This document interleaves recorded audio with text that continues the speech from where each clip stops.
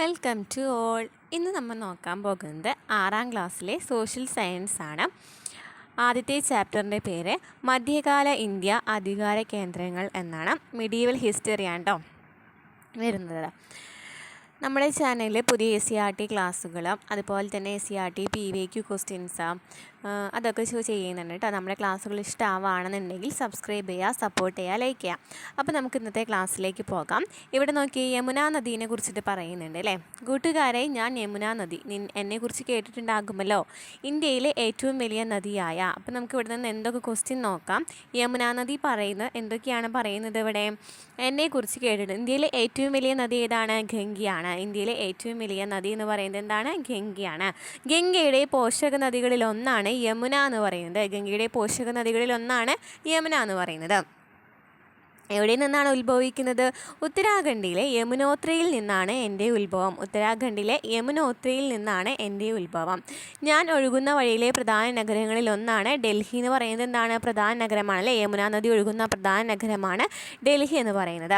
കുത്തബ് മിനാർ, മെഹ്റൂളിലെ ഇരുമ്പ് സ്തംഭം, ജുമാ മസ്ജിദ്, ചെങ്കോട്ട, India gate, അങ്ങനെ ഒട്ടനവധി ചരിത്ര സ്മാരകങ്ങൾ ഇവിടെ തല ഉയർത്തി നിൽക്കുന്നു. നിരവധി രാജവംശങ്ങളുടെ വളർച്ചയ്ക്കും തകർച്ചയ്ക്കും സാക്ഷിയായ നഗരമാണ് ഡൽഹി എന്ന് പറയുന്നത്. അപ്പോൾ എന്തൊക്കെയാണ് ഇവിടെ യമുനയെ കുറിച്ച് പറഞ്ഞത്? ഏറ്റവും വലിയ നദിയായ ഗംഗയുടെ പോഷക നദിയാണ് യമുന നദി. എവിടെ നിന്നാണ് ഉത്ഭവിക്കുന്നത്? ഉത്തരാഖണ്ഡിലെ യമുനോത്രിയിൽ നിന്നാണ് ഉത്ഭവിക്കുന്നത്. അവിടുത്തെ പ്രധാന നഗരം ഏതാണ്? ഒഴുകുന്ന പ്രധാന നഗരം എന്ന് പറയുന്നത് ഡൽഹിയാണ്.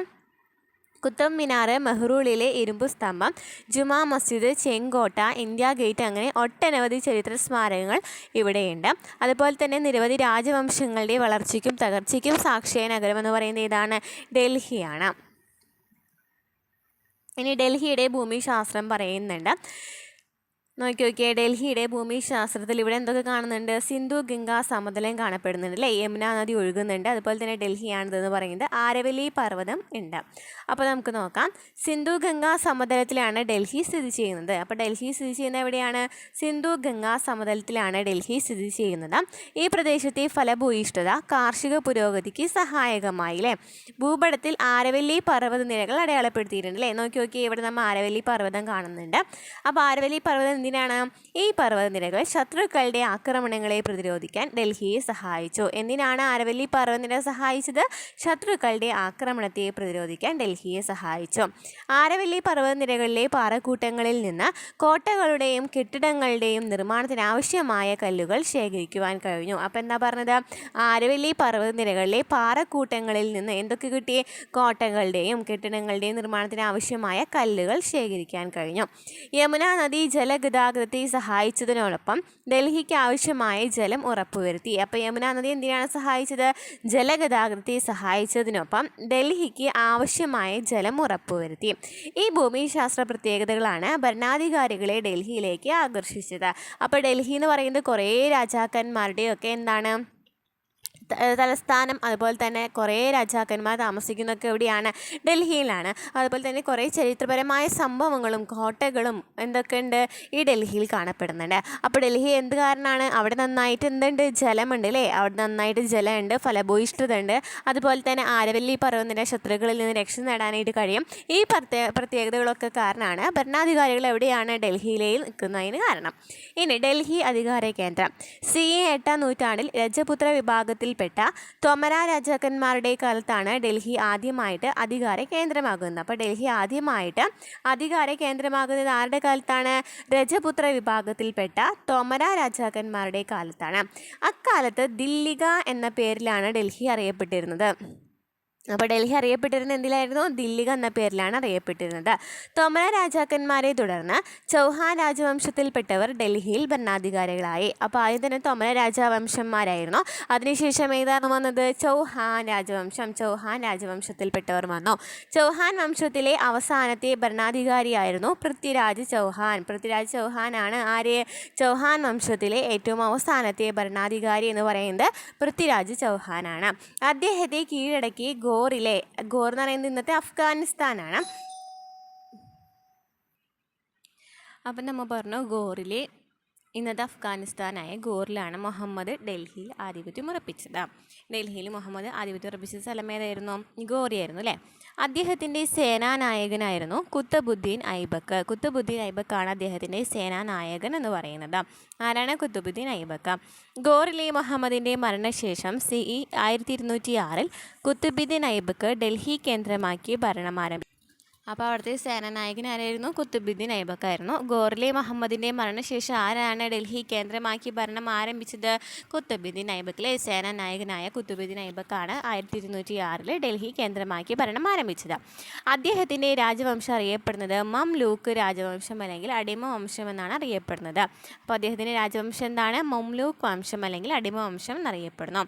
മംലൂക്ക് വംശത്തെ തുടർന്ന് വേറെ 4 രാജവംശങ്ങൾ 1526 വരെ ഡൽഹി ആസ്ഥാനമാക്കി ഭരണം നടത്തി. അപ്പോൾ അത് പറഞ്ഞെന്താണ്? മംലൂക്ക് വംശത്തെ തുടർന്നിട്ട് വേറെ 4 രാജവംശങ്ങളിൽ അതിനുശേഷം 4 രാജവംശങ്ങൾ വന്നു. 1526 വരെയാണ് ഡൽഹി ആസ്ഥാനമാക്കി ഭരണം നടത്തിയത്. CE 1206 മുതൽ CE 1526 വരെ ഡൽഹി ആസ്ഥാനമാക്കി ഭരണം നടത്തിയവരെയാണ് സുൽത്താൻമാർ എന്നറിയപ്പെട്ടിരുന്നത്. ഈ കാലത്തെ സൽത്തനത്ത് കാലം എന്നും അറിയപ്പെടുന്നു. അപ്പോൾ എന്തൊക്കെയാണ് നമ്മളിവിടെ പറഞ്ഞത്? ആദ്യം തന്നെ നമ്മൾ പറഞ്ഞു തൊമര രാജാക്കന്മാർ വന്നു എന്ന് പറഞ്ഞു. അതിനുശേഷം പൃഥ്വിരാജ് ചൗഹാൻ രാജവംശത്തിലെ പൃഥ്വിരാജ് ചൗഹാൻ വന്നു എന്ന് പറഞ്ഞു. അങ്ങനെ പൃഥ്വിരാജ് ചൗഹാനെ പരാജയപ്പെടുത്തിയത് ആരായിരുന്നു? മുഹമ്മദ് ആയിരുന്നു അല്ലേ. അങ്ങനെ മുഹമ്മദ് ആയിരുന്നു അവിടെ ഡൽഹിയിൽ ആധിപത്യം ഉറപ്പിച്ചത്. അദ്ദേഹത്തിൻ്റെ സേനാനായകനായിരുന്നു കുത്തബുദ്ദീൻ ഐബക്ക്. അവിടുത്തെ സേനാനായകനായിരുന്നു. പക്ഷേ മുഹമ്മദ് മരിച്ചതിന് ശേഷം 1206 കുത്തബുദ്ദീൻ ഐബക്ക് ഡൽഹി കേന്ദ്രമാക്കി ഭരണം ആരംഭിച്ചു. അദ്ദേഹത്തിൻ്റെ രാജവംശം അറിയപ്പെടുന്നത് എന്താണ്? മംലൂക്ക് വംശം അല്ലെങ്കിൽ അടിമ വംശം എന്നാണ് അറിയപ്പെടുന്നത്. മംലൂക്ക് വംശത്തെ തുടർന്നിട്ട് വേറെയും 4 രാജവംശങ്ങൾ വന്നു അല്ലേ. 1526 വരെ ഡൽഹി ആസ്ഥാനമാക്കി ഭരണം നടത്തിയിരുന്നു. CE 1206 മുതൽ CE 1526 വരെ ഡൽഹി ആസ്ഥാനമാക്കി ഭരണം നടത്തിയവരെ അറിയപ്പെട്ടിരുന്നതാണ് സുൽത്താൻമാർ അല്ലെങ്കിൽ സൽത്തനത്ത് കാലം എന്നൊക്കെയാണ് അറിയപ്പെട്ടിരുന്നത്. ആരാണ് രജപുത്രർ എന്ന് പറയുന്നത്? മധ്യേന്ത്യയിലും വടക്കു പടിഞ്ഞാറ് ഇന്ത്യയിലെയും ക്ഷത്രിയ വിഭാഗത്തിൽപ്പെട്ടവരായിരുന്നു രജപുത്രർ. ആരാണ്? മധ്യേന്ത്യയിലെയും വടക്കു പടിഞ്ഞാറ് ഇന്ത്യയിലെയും ക്ഷത്രിയ വിഭാഗത്തിൽപ്പെട്ടവരായിരുന്നു രജപുത്രർ. ഇവരിൽ പ്രധാനികളായിരുന്നു തോമരന്മാരും ചൗഹാന്മാരും. ചൗഹാന്മാരായിരുന്നു. ആ തോമരന്മാരും ചൗഹാന്മാരാണ് വന്നത്? ഫസ്റ്റ് ആദ്യമായിട്ട് ഡൽഹിയിലേക്ക് വന്നത് അല്ലേ. അപ്പോൾ ഇവരെന്താണ് അറിയപ്പെടുന്നത്? രജപുത്രർ എന്നാണ് അറിയപ്പെട്ടിരുന്നത്. ഇനി നമുക്ക് ഫ്ലോ ചാർട്ട് നൽകിയിട്ടുണ്ടല്ലോ. അത് നമുക്ക് ആദ്യമൊക്കെ നന്നായിട്ട് PSC ചോദിച്ചിരുന്ന ക്വസ്റ്റ്യൻ ആണ് കേട്ടോ ഇതെന്ന് പറയുന്നത്. ഇനി നമ്മൾ പഠിക്കുന്നതിനായിട്ട് മംലൂക്ക് വംശം എന്ന് പറയുന്ന അടിമ വംശമാണ്. മംലൂക്ക് വംശത്തിലെ ഭരണാധികാരികൾ ആരൊക്കെയായിരുന്നു? കുത്തബുദ്ദീൻ ഐബക്ക്, ഇൽതുമിഷ്, ബാർബർ. എന്നിവരായിരുന്നു മംലൂക്ക് വംശത്തിൻ്റെ ഭരണാധികാരികൾ. ഖിൽജി വംശത്തിൽ അലാവുദ്ദീൻ ഖിൽജി, തുഗ്ലക്ക് വംശത്തിൽ മുഹമ്മദ് ബിൻ തുഗ്ലക്ക്, ഫിറോസ് ഷാ തുഗ്ലക്ക്, സയ്യിദ് വംശം ഗിസിർ ഖാൻ, ലോധി വംശം ഇബ്രാഹിം ലോധി. അപ്പോൾ എന്തൊക്കെയാണ് പറഞ്ഞത്? മംലൂക്ക് വംശം അടിമ വംശമാണ്.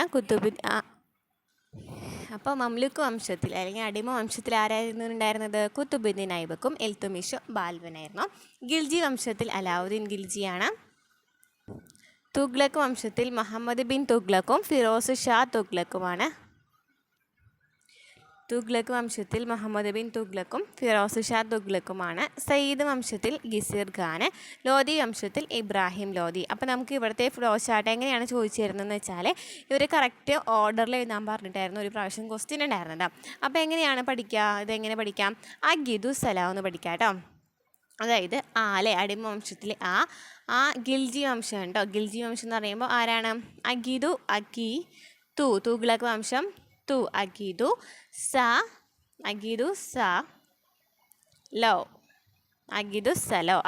സലോ എന്ന് പഠിച്ചാൽ എന്ത് കിട്ടും? മംലൂക്ക് വംശം അടിമ വംശമാണ്. ഖിൽജി വംശം തുഗ്ലക്ക് വംശം, സയ്യിദ് വംശം ലോധി വംശം എന്നുള്ള ഓർഡർ കിട്ടും. ക്ലിയർ ആയല്ലോ? അപ്പോൾ ഡൽഹി സുൽത്താൻമാരുടെ ഭരണം ഇന്ത്യയുടെ മറ്റു ഭാഗങ്ങളിലേക്ക് എങ്ങനെയാണ് വ്യാപിച്ചതെന്ന് നമുക്ക് നോക്കാം. കുത്തുബുദ്ദീൻ ഐബക്കിന് ശേഷം അധികാരത്തിലെത്തിയത് ഇൽത്തുമിഷ് ആയിരുന്നു. കുത്തുബുദ്ദീൻ ഐബക്കിന് ശേഷം ആരാണ് വന്നത്? ഇൽത്തുമിഷ് ആണ് വന്നത്. അദ്ദേഹം മുൾട്ടാൻ, ലാഹോർ, ബംഗാൾ തുടങ്ങിയ പ്രദേശങ്ങൾ കീഴടക്കി. അപ്പോൾ ആരാണ് വന്നത്? ഇൽത്തുമിഷ് ആയിരുന്നു. ഇൽത്തുമിഷ് എന്തൊക്കെയാണ് ചെയ്തത്? മുൾട്ടാൻ, ലാഹോർ, ബംഗാൾ തുടങ്ങിയ പ്രദേശങ്ങൾ കീഴടക്കി. തൻ്റെ നിയന്ത്രണത്തിലുണ്ടായിരുന്ന പ്രദേശങ്ങളിൽ ഒരു ഏകീകൃത നാണയ വ്യവസ്ഥ നടപ്പിലാക്കി. അപ്പോൾ എന്താ ചെയ്തത്? ഇൽത്തുമിഷ് ചെയ്തിരുന്നത് എന്തൊക്കെയാണ്? മുൾട്ടാൻ, ലാഹോർ, ബംഗാൾ തുടങ്ങിയ പ്രദേശങ്ങൾ കീഴടക്കി. അതുപോലെ തന്നെ ആ പ്രദേശങ്ങളിലൊക്കെ ഒരു ഏകീകൃത നാണയ വ്യവസ്ഥ നടപ്പിലാക്കി. അവിടുത്തെ നാണയങ്ങൾ ഏതൊക്കെയായിരുന്നു? തങ്ക, ജിതൽ എന്നിവയായിരുന്നു അവിടുത്തെ നാണയങ്ങൾ എന്ന് പറയുന്നത്. അങ്ങനെ തൻ്റെ നിയന്ത്രണത്തിലുണ്ടായിരുന്ന പ്രദേശങ്ങളിൽ ഒരു ഏകീകൃത നാണയ വ്യവസ്ഥ നടപ്പിലാക്കിയിട്ടുണ്ടായിരുന്നു. തങ്ക, ജിതൽ എന്നിവയായിരുന്നു അവിടുത്തെ നാണയങ്ങൾ. ഇനി ഡൽഹി സൽത്തനത്തിൽ ഒരു വനിതാ ഭരണാധികാരി ഉണ്ടായിരുന്നു. അത് ക്വസ്റ്റ്യൻ ചോദിച്ചിട്ടുണ്ട് കേട്ടോ.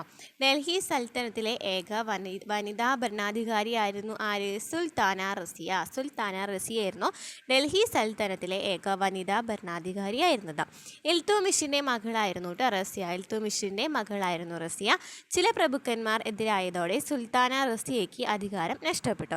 അപ്പോൾ എന്ന് മനസ്സിലായി, ഇവിടെ നിന്ന് ഇൽത്തുമിഷിൻ്റെ മകളായിരുന്ന ആര്? സുൽത്താന റസിയ ഏക വനിതാ ഭരണാധികാരിയായിട്ട് ഡൽഹി സൽത്തനത്തിൽ വന്നിട്ടുണ്ടായിരുന്നു. ഇൽത്തുമിഷിന് ശേഷം അധികാരത്തിലെത്തിയ പ്രധാന ഭരണാധികാരി ആരായിരുന്നു? ബാൽബനായിരുന്നു. ഇൽത്തുമിഷിന് ശേഷം ആരാണ് വന്നത്? ബാൽബനായിരുന്നു വന്നത്. ഇനി സൽത്തനത്തിൻ്റെ വ്യാപനം. മംലൂക്ക് വംശത്തെ തുടർന്ന്, അപ്പോൾ നമ്മൾ പറഞ്ഞു അല്ലേ, അഖീദു സലോ എന്ന് പറഞ്ഞിട്ടുണ്ടായിരുന്നല്ലോ. അപ്പോൾ മംലൂക്ക് വംശത്തെ തുടർന്ന്, അപ്പോൾ ഓരോന്നുണ്ട് ഡീറ്റെയിൽ ആയിട്ട് പഠിക്കുകയാണ് നമ്മൾ. മംലൂക്ക് വംശത്തെ തുടർന്ന് അധികാരത്തിലെത്തിയത് ഗൽജി വംശമായിരുന്നു. ഗിൽജി എന്നൊക്കെയുണ്ട് പറയാറ്. അപ്പോൾ ഗൽജി വംശമായിരുന്നു. ഗൽജി വംശത്തിലെ പ്രധാന ഭരണാധികാരിയായിരുന്നു അലാവുദ്ദീൻ ഖൽജി. അലാവുദ്ദീൻ ഖൽജി ആയിരുന്നു ഗൽജി വംശത്തിലെ പ്രധാന ഭരണാധികാരി. അദ്ദേഹത്തിൻ്റെ കാലത്തായിരുന്നു തെക്കേ ഇന്ത്യയിലും പടിഞ്ഞാറേ ഇന്ത്യയിലുമുള്ള പ്രദേശങ്ങൾ ഡൽഹി സുൽത്താൻമാരുടെ ഭരണത്തിന് കീഴിലായിരുന്നു. അപ്പോൾ എന്താണ്? തെക്കേ ഇന്ത്യയിലും അതുപോലെ തന്നെ പടിഞ്ഞാറേ ഇന്ത്യയിലുമുള്ള പ്രദേശങ്ങൾ ഡൽഹി സുൽത്താൻമാരുടെ ഭരണത്തിന് കീഴിലായത് ആരുടെ ഭരണ സമയത്തായിരുന്നു? അലാവുദ്ദീൻ ഖിൽജിയുടെ അല്ലേ.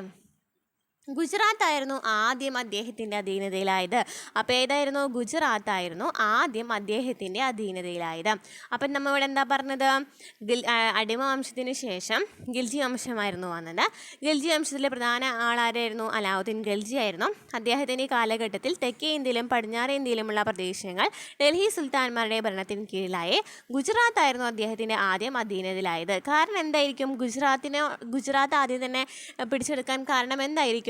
സമുദ്രതീരം ഗുജറാത്തിൻ്റെ പ്രത്യേകതയാണ്. അതുകൊണ്ട് തന്നെ നിരവധി തുറമുഖങ്ങൾ ഗുജറാത്തിലുണ്ട്. അപ്പോൾ സമുദ്രതീരത്ത് എന്തുണ്ട്? സമുദ്രതീരമുള്ളതിനാൽ അവിടെ എന്തുണ്ട്? കുറേ തുറമുഖങ്ങൾ ഗുജറാത്തിലുണ്ട്. ഗുജറാത്ത് കീഴടക്കിയതോടെ തുറമുഖങ്ങൾ അലാവുദ്ദീൻ ഖൽജിയുടെ നിയന്ത്രണത്തിലായി. ഇറാഖിൽ നിന്ന് ഈ തുറമുഖങ്ങൾ വഴി മികച്ച ഇനം കുതിരകളെ ഇറക്കുമതി ചെയ്യുവാൻ കഴിഞ്ഞു. ഇത് അദ്ദേഹത്തിൻ്റെ സൈന്യത്തെ ശക്തിപ്പെടുത്തി. ഈ സൈന്യത്തിൻ്റെ സഹായത്തോടെ തെക്കേ ഇന്ത്യയിലും പടിഞ്ഞാറേ ഇന്ത്യയിലുമുള്ള പ്രദേശങ്ങൾ അലാവുദ്ദീൻ ഖൽജി തൻ്റെ നിയന്ത്രണത്തിലാക്കി. അപ്പോൾ ഗുജറാത്തിൽ പറയുകയാണെന്നുണ്ടെങ്കിൽ കുറേ സമുദ്രതീരമുണ്ട്. അപ്പോൾ അവിടെ തുറമുഖങ്ങളുണ്ട്. അങ്ങനെ തുറമുഖത്തിലൂടെ എന്തിനു കൊണ്ടുവന്നു? ഇറാഖിൽ നിന്ന് കുതിരേനെ കൊണ്ടുവന്നു അല്ലേ. അങ്ങനെ സൈന്യം കൂടുതൽ ശക്തമാക്കിയിട്ട് എല്ലാ പ്രദേശങ്ങളും ആരുടെ കീഴിലാക്കാണ്?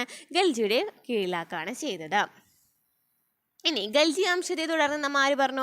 അഖീദു സലോല. ആരാണ്? തുഗ്ലക്ക് വംശം അല്ലേ. തുഗ്ലക്ക് വംശം അധികാരത്തിലെത്തി. അതിലെ പ്രധാന ഭരണാധികാരിയായിരുന്നു മുഹമ്മദ് ബിൻ തുഗ്ലക്ക്. ഭരണം കാര്യക്ഷമമാക്കുവാൻ അദ്ദേഹം തലസ്ഥാനം ഡൽഹിയിൽ നിന്ന് ദേവഗിരിയിലേക്ക് മാറ്റുകയും അതിന് ദൗലത്താബാദ് എന്ന പേര് നൽകുകയും ചെയ്തു. അപ്പോൾ ഇത് ചോദിച്ചിട്ടുണ്ട് കേട്ടോ. ഡൽഹിയിൽ നിന്നും ദേവഗിരിയിലേക്ക് തലസ്ഥാനം മാറ്റിയത് ആരായിരുന്നു? മുഹമ്മദ് ബിൻ തുഗ്ലക്ക് ആയിരുന്നു. അതിനെന്താ പേര് നൽകിയത്? ദൗലത്താബാദ് എന്ന പേരായിരുന്നു നൽകിയിരുന്നത്.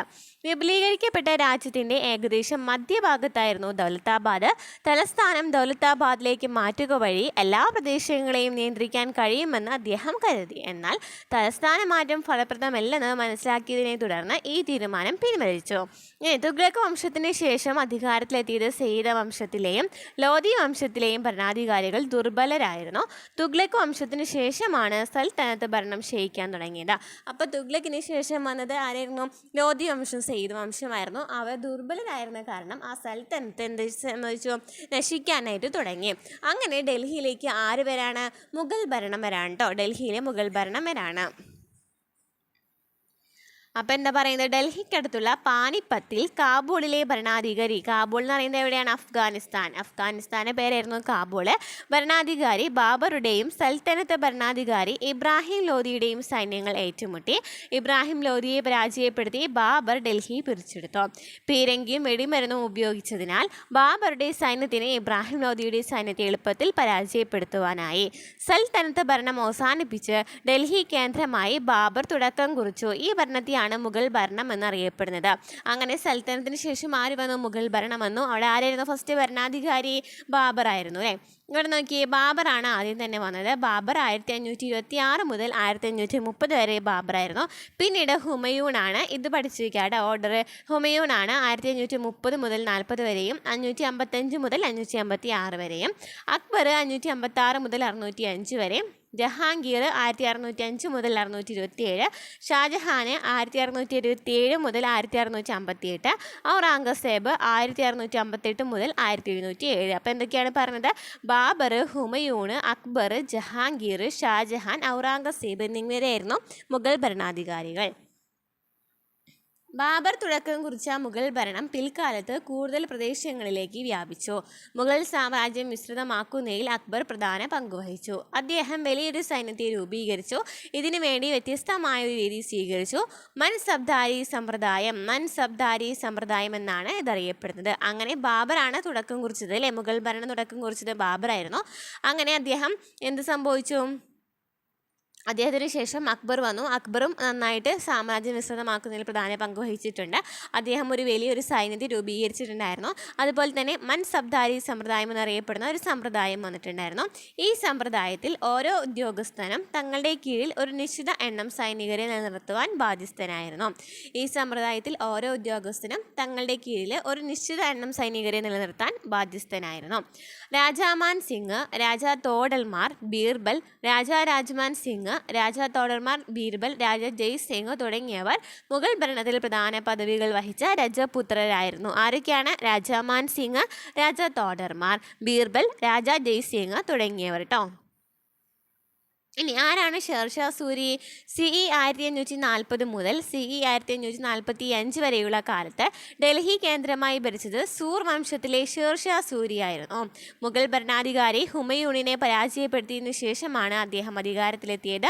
ഷേർഷയുടെ പിൻഗാമികൾ ദുർബലരായിരുന്നു. ഈ അവസരം ഉപയോഗിച്ച് CE 1555 ഹുമയൂൺ ഡൽഹിയുടെ അധികാരം തിരിച്ചുപിടിച്ചു. അപ്പോൾ ഷേർഷാ സൂരി ഇദ്ദേഹത്തെ മറികടന്നിട്ട് വന്നിട്ടുണ്ടായിരുന്നു അല്ലേ. എന്നാൽ അതിനുശേഷം വന്നിട്ട് ആൾക്കാർ ദുർബലരായിരുന്നു.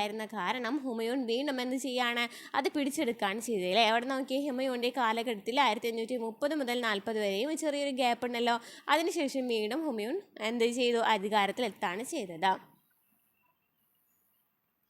ഇനി അക്ബർ നാമയും ഐൻ ഇ അക്ബരിയും. അക്ബറുടെ കൊട്ടാരത്തിൽ ജീവിച്ചിരുന്ന അബുൽ ഫസൽ കേട്ടോ, ഇത് ഇമ്പോർട്ടൻ്റ് ആണ്. അബുൽ ഫസൽ എഴുതിയ ചരിത്രകൃതിയാണ് അക്ബർനാമ. അക്ബർനാമ എഴുതിയതാരാണ്, അബുൽ ഫസലാണ്. ഈ പുസ്തകത്തിന് 3 ഭാഗങ്ങളാണുള്ളത്. ആദ്യ ഭാഗം അക്ബറുടെ മുൻഗാമികളെയും, രണ്ടാം ഭാഗം അക്ബറുടെ ഭരണകാലത്തെയും, മൂന്നാം ഭാഗം അക്ബറുടെ ഭരണ സംവിധാനത്തെയും പ്രതിപാദിക്കുന്നു. അപ്പോൾ 3 ഭാഗങ്ങളുണ്ട്. ഇതിൽ ആദ്യ ഭാഗം അക്ബറുടെ മുൻഗാമികളും, രണ്ടാം ഭാഗം അക്ബറുടെ ഭരണകാലവും, മൂന്നാം ഭാഗം അക്ബറുടെ ഭരണ സംവിധാനത്തെയുമാണ് പ്രതിപാദിക്കുന്നത്. ഇനി മൂന്നാമത്തെ ഭാഗം എന്താണ് അറിയപ്പെടുന്നത്, ഐനി അക്ബരി എന്നാണ് അറിയപ്പെടുന്നത്. മൂന്നാമത്തെ ഭാഗം അറിയപ്പെടുന്നത് ഐനി അക്ബരി എന്നാണ്.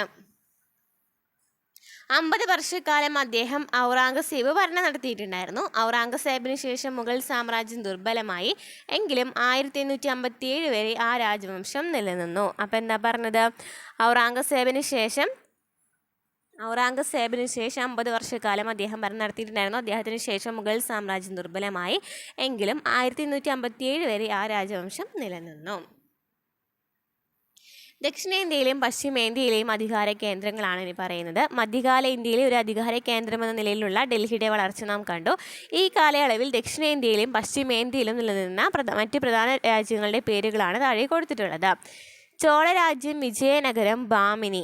ചോളരാജ്യം, വിജയനഗരം, ബാമിനി പ്രദേശങ്ങൾ ഏതായിരുന്നു, ദക്ഷിണേന്ത്യയിലായിരുന്നു. അപ്പോൾ ദക്ഷിണേന്ത്യയിലെ പ്രദേശങ്ങൾ ഏതായിരുന്നു, ചോളരാജ്യം, വിജയനഗരി, ബാമിനി എന്ന് പറയുന്ന രാജ്യങ്ങളൊക്കെ ദക്ഷിണേന്ത്യൻ പ്രദേശങ്ങളായിരുന്നു. മറാത്ത പശ്ചിമേന്ത്യയിലായിരുന്നു. ചോളരാജ്യം, വിജയനഗരം, ബാമിനി ദക്ഷിണേന്ത്യയിലെയും മറാത്ത പശ്ചിമേന്ത്യയിലുമായിരുന്നു. ഇനി ചോള രാജ്യം എന്ന് വെച്ചാൽ എന്താണ്? CE 9 നൂറ്റാണ്ടോടെയാണ് ചോള രാജവംശം പ്രബലമായത്. രാജരാജ ചോളനും രാജേന്ദ്ര ചോളനുമായിരുന്നു പ്രധാന ചോള ഭരണാധികാരികൾ. ശക്തമായ നാവികസേന ചോളന്മാർക്കുണ്ടായിരുന്നു. ഇവരുടെ സ്വാധീനം മലേഷ്യ, ഇന്തോനേഷ്യൻ ദ്വീപുകൾ എന്നിവിടങ്ങളിലേക്ക് വ്യാപിച്ചിരുന്നു. അപ്പോൾ ചോള രാജ്യത്തെക്കുറിച്ച് എന്താണ് പറഞ്ഞത്? CE 9 നൂറ്റാണ്ടോടെയാണ് ചോള രാജവംശം പ്രബലമായത്. രാജരാജ ചോളനും രാജേന്ദ്ര ചോളനുമായിരുന്നു പ്രധാന ചോള ഭരണാധികാരികൾ. ശക്തമായ നാവികസേന ചോളന്മാർക്കുണ്ടായിരുന്നു. ഇവരുടെ സ്വാധീനം എവിടേക്കാണ്? മലേഷ്യയിലും ഇന്തോനേഷ്യൻ ദ്വീപുകളിലും വ്യാപിച്ചിരുന്നു. ഇനി എന്താണ് വിജയനഗരം എന്ന് പറയുന്നത്? വിജയനഗരത്തെക്കുറിച്ചിട്ട് പേർഷ്യൻ സഞ്ചാരിയായ അബ്ദുൾ റസാഖ് പറയുന്നുണ്ട്. ഈ രാജാവിൻ്റെ ഭരണത്തിന് കീഴിൽ കോഴിക്കോടിനെ പോലെയുള്ള 300 തുറമുഖങ്ങളുണ്ട്. അദ്ദേഹത്തിൻ്റെ ഭരണത്തിന് കീഴിലുള്ള പ്രദേശങ്ങളിൽ യാത്ര ചെയ്യണമെങ്കിൽ കുറഞ്ഞത് 3 മാസത്തെ സമയമെങ്കിലും വേണം. രാജ്യത്തിൻ്റെ ഭൂരിഭാഗം പ്രദേശങ്ങളും ഫലഭൂയിഷ്ടവും പതിവായി കൃഷി ഇറക്കുന്നതുമാണ്. സൈന്യത്തിൻ്റെ അംഗബലം 11 ലക്ഷം വരും എന്നൊക്കെ ആര് പറയുന്നുണ്ട്? അബ്ദുൾ റസാഖ് പറയുന്നുണ്ട് അല്ലേ. അപ്പോൾ വിജയനഗരത്തിൽ ധാരാളം തുറമുഖങ്ങൾ ഉണ്ടായിരുന്നുവെന്ന് നമുക്ക് മനസ്സിലായേ. CE 14 നൂറ്റാണ്ടിൽ നിലവിൽ വന്ന വിജയനഗര രാജ്യത്തിൻ്റെ സ്ഥാപകർ ആരായിരുന്നു? ഹരിഹരനും ബുക്കനുമായിരുന്നു. വിജയനഗര രാജ്യത്തിൻ്റെ സ്ഥാപകർ ഹരിഹരനും ബുക്കനും എന്നിവരായിരുന്നു. കൃഷ്ണദേവരായരായിരുന്നു വിജയനഗര രാജ്യത്തിലെ പ്രധാന ഭരണാധികാരി. കൃഷ്ണദേവരായരായിരുന്നു. നെക്സ്റ്റ് ബാമിനി രാജ്യം. അലാവുദ്ദീൻ ഹസൻ ബാമൻഷയായിരുന്നു ബാമിനി രാജ്യത്തിൻ്റെ സ്ഥാപകൻ. അലാവുദ്ദീൻ ഹസൻ ബാമൻഷ. കൃഷ്ണ, തുംഗഭദ്ര എന്നീ നദികൾക്കിടയിൽ കിടക്കുന്ന റൈച്ചൂർ പ്രദേശം ഫലഭൂയിഷ്ടമായിരുന്നു. ദക്ഷിണേന്ത്യയിലെ നെല്ലറ എന്നറിയപ്പെടുന്നത് ഏതാണ്? ദക്ഷിണേന്ത്യയിലെ നെല്ലറ എന്നറിയപ്പെടുന്നത് റൈച്ചൂർ പ്രദേശമാണ്. ദക്ഷിണേന്ത്യയിലെ നെല്ലറ എന്നറിയപ്പെടുന്നത് റൈച്ചൂർ പ്രദേശമാണ്. ഈ പ്രദേശത്ത് ആധിപത്യം നേടാൻ വിജയനഗര ഭരണാധികാരികളും ബാമിനി രാജാക്കന്മാരും നിരന്തരം യുദ്ധങ്ങൾ നടത്തിയിരുന്നു. അപ്പോൾ ദക്ഷിണേന്ത്യയിലെ നെല്ലറ എന്നറിയപ്പെടുന്ന റൈച്ചൂർ പ്രദേശത്തിന് വേണ്ടിയിട്ട് കുറേ യുദ്ധങ്ങൾ നടന്നിട്ടുണ്ടായിരുന്നു. ഇനി മറാത്ത രാജ്യം. CE 17 നൂറ്റാണ്ടിലാണ് മറാത്തകൾ പ്രബല ശക്തിയായി മാറിയത്. ഭൂമിശാസ്ത്ര സവിശേഷതകൾ മറാത്തകളുടെ വളർച്ചയെ ഏറെ സ്വാധീനിച്ചു. വിദ്യാസൽപുര പർവ്വതങ്ങളും നർമ്മദ താപ്തി നദികളും മറാത്ത പ്രദേശത്തെ സമീപ പ്രദേശങ്ങളിൽ നിന്നും വേർതിരിച്ചു. ഇത് മറാത്ത പ്രദേശത്തിന് പ്രകൃതിദത്തമായ സംരക്ഷണം നൽകി. മറാത്ത ഭാഷയും സാഹിത്യവും ജനങ്ങളിൽ ഐക്യബോധം വളർത്തി. അപ്പോൾ CE 17 നൂറ്റാണ്ടിലാണ് മറാത്തകൾ പ്രബല ശക്തിയായി മാറിയത്. ഭൂമിശാസ്ത്ര സവിശേഷതകൾ മറാത്തകളുടെ വളർച്ചയേറെ സ്വാധീനിച്ചു. വിദ്യാസൽപുര പർവ്വതങ്ങളും നർമ്മദ താപ്തി നദികളും മറാത്ത പ്രദേശത്തെ സമീപ പ്രദേശങ്ങളിൽ നിന്നും വേർതിരിച്ചു. ഇത് മറാത്ത പ്രദേശത്തിന് പ്രകൃതിദത്തമായ സംരക്ഷണം നൽകി. മറാത്തി ഭാഷയും സാഹിത്യവും ജനങ്ങളിൽ ഐക്യബോധം വളർത്തി. മറാത്ത രാജ്യത്തിലെ പ്രധാന ഭരണാധികാരി ആരായിരുന്നു? ശിവജി ആയിരുന്നു മറാത്ത രാജ്യത്തിലെ പ്രധാന ഭരണാധികാരി. ഛത്രപതി എന്ന സ്ഥാനപ്പേർ സ്വീകരിച്ചത് അദ്ദേഹമാണ്. ഛത്രപതി എന്ന സ്ഥാനപ്പേർ സ്വീകരിച്ചത്. ശക്തമായ നാവികസേനയും കരസേനയും മറാത്ത രാജ്യത്തിൻ്റെ പ്രത്യേകതയായിരുന്നു. പ്രബലമായ രാഷ്ട്രീയ ശക്തിയായി മാറുവാൻ ഇതവരെ സഹായിച്ചു. അങ്ങനെ മറാത്ത രാജ്യത്തിൻ്റെ ആസ്ഥാനം ഏതായിരുന്നു? പൂനെയായിരുന്നു. മറാത്ത രാജ്യത്തിൻ്റെ ആസ്ഥാനം ഏതായിരുന്നു? പൂനെയാണ് മറാത്ത രാജ്യത്തിൻ്റെ ആസ്ഥാനം. ഇത്രയൊക്കെയാണ് ഈ ചാപ്റ്ററിൽ പറയുന്നത്. അപ്പോൾ നമുക്ക് ഈ ചാപ്റ്ററിൽ എന്തൊക്കെ പറഞ്ഞു? തമർ രാജവംശം വന്നു, അതിനുശേഷം ചൗഹാൻ രാജവംശം വന്നു, സൽത്തനത്ത് ഭരണം, മുഗൾ രാജവംശം പറഞ്ഞു അല്ലേ. അതിനുശേഷം ചോളന്മാർ ദക്ഷിണേന്ത്യയിലും വിജയനഗരം ദക്ഷിണേന്ത്യയിലാണ്, ബാമിനി ദക്ഷിണേന്ത്യയിലാണ്, മറാത്തകൾ പശ്ചിമേന്ത്യയിലാണെന്ന് പറഞ്ഞു. ഇത്രയാണ് ഈ ചാപ്റ്ററിൽ പറയുന്നത്. നമ്മുടെ ക്ലാസ്സുകൾ ഇഷ്ടമാണെന്നുണ്ടെങ്കിൽ സപ്പോർട്ട് ചെയ്യാം കേട്ടോ.